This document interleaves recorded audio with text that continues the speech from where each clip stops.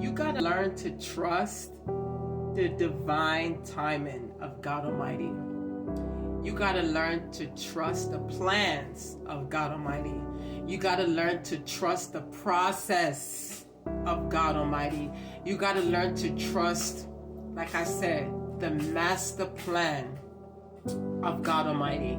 Because God is very intentional in what God does. God is a perfection in what God does. God is the ultimate master planner, the ultimate time executor. When it comes to perfection in out one's life, one's destiny, give it up to God. It may not look like the process is taking shape in your eyes because you are going through it or you are dealing with it, but if you sit back, reflect, and just take a deep breath and be mindful, practice mindfulness, and you ask yourself, wait a minute, what is God up to? Because God is always up to something. Everything that God has planned for your life, it's according to the master plan of God Almighty. Not only is it a plan for your life, but other people that are involved are also kind of intricated and woven into that plan as well. That is why you need to focus on your destiny. Do not envy anybody that you see around you. It is very dangerous, it is sinful, and God abhors anyone that has a spirit of envy. Do not be jealous of anyone whenever it's their time of fulfillment, of flourishing, of being blessed, of upliftment. Never be jealous of anyone, because everybody has their own time frame of when things manifest. When you sit back and you study why you were created, why you were put on this earth, you will see that is for a bigger purpose, way bigger than it being just about you, because it's never just only about you. It's for humanity as a whole. God put in you some certain things that you only can fulfill.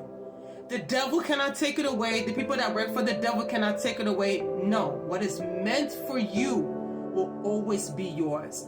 It can only be delayed through one thing or the other, whether it's sin, whether it's distraction, anything can delay it. But at the end of the day, with strong prayer and strong fasting, that's the reason why the Bible tells us to pray without ceasing. Why?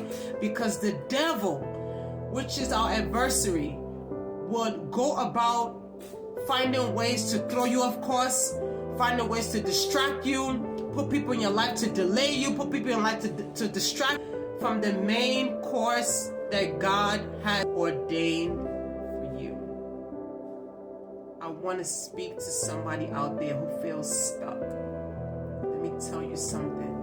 Put all your faith, all your hope, your trust in God Almighty. Never ever bow down to the powers of darkness, to the powers that want to put you down.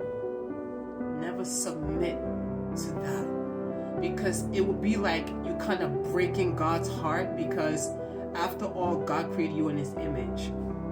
And the plans that God had for you, if you kind of, let me use the word, which I don't want to use the word, fail to fulfill the plan that God has for your life, is like kind of broke God's heart. You kind of derailed yourself from His master plan, because God always has a master plan. So remember this: when it's your time of harvest, know that God is deeply involved. When it's your time of being tested, when it's your time of going through trials, tribulations, God is there. It's all part of the plan. When it's your time of testimony, when you come out of those troubles and those trials and those tribulations and those pains and agony, and when you come out victorious, then you come out with a wonderful testimony that saying to yourself, look at God. Look at what God did. Look at how God brought you out of the situation that you yourself didn't know how you were going to get yourself out of it. But as merciful as God is, God still shown his mercy and brought you out of the issues and the problems that you were passing through. That's why I always tell people, never, ever, ever give up on God, because God will never give up on you. God bless you.